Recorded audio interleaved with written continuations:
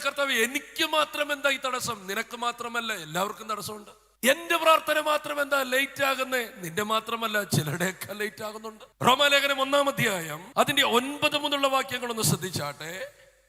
ഞാൻ ഇടവിടാതെ നിങ്ങളെ ഓർത്തുകൊണ്ട് ദൈവഇഷ്ടത്താൽ എപ്പോഴെങ്കിലും നിങ്ങളുടെ അടുക്കൽ വരുവാൻ സാധിക്കേണ്ടതിന് പ്രാർത്ഥനയിൽ എപ്പോഴും യാചിക്കുന്നു. അപ്പോൾ നിങ്ങളെ ഒന്ന് കാണാൻ വേണ്ടി ഞാൻ പ്രാർത്ഥിക്കുന്നു.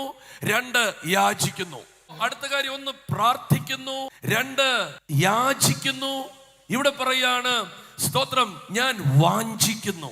അടുത്തൊരു വാക്കതകം പറയാണ്, ഞാൻ നിങ്ങളുടെ അടുക്കൽ വരാൻ പലവട്ടം ആഗ്രഹിച്ചിട്ടും എനിക്ക് മുടക്കം വന്നു. ചില കാര്യങ്ങളൊക്കെ തടയപ്പെടുന്നത് പൗലോസിന്റെ ലൈഫിലുണ്ട്. പൗലോസ് പറയാണ്, എനിക്ക് ഇതുവരെ മുടക്കം വന്നിരിക്കുക. ഒരു ദിവസം പ്രാർത്ഥിച്ചിട്ട് നടന്നില്ലെങ്കിൽ പിന്മാറിപ്പോകുന്ന ഒരു കൂട്ടം നമ്മുടെ നടുവിലൊക്കെ ഉണ്ട്. ഞാൻ അന്ന് പോയി പ്രാർത്ഥിച്ചു, പാസ്റ്റർ തലയിൽ കൈവച്ചു, ദൂത് പറഞ്ഞു, നടന്നില്ല ബ്രദറെ, ഞാൻ വരുന്നില്ല. നോ, പൗലോസ് പറയാണ്, ഞാൻ കാത്തിരുന്നു, ഞാൻ പ്രാർത്ഥിച്ചു, ഞാൻ യാചിച്ചു, ഞാൻ വാഞ്ചിച്ചു.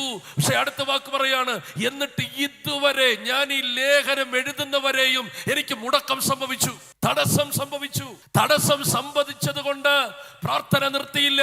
തടസ്സം വന്നത് കൊണ്ട് യാചന നിർത്തിയില്ല.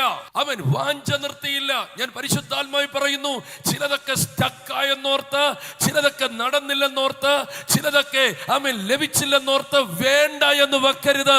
നീ വിശ്വാസത്തോടെ തുടർന്നുകൊണ്ടേ ഇരിക്കണമെന്ന് ആത്മാവിൽ ഞാൻ ബോധ്യപ്പെടുത്തുന്നു.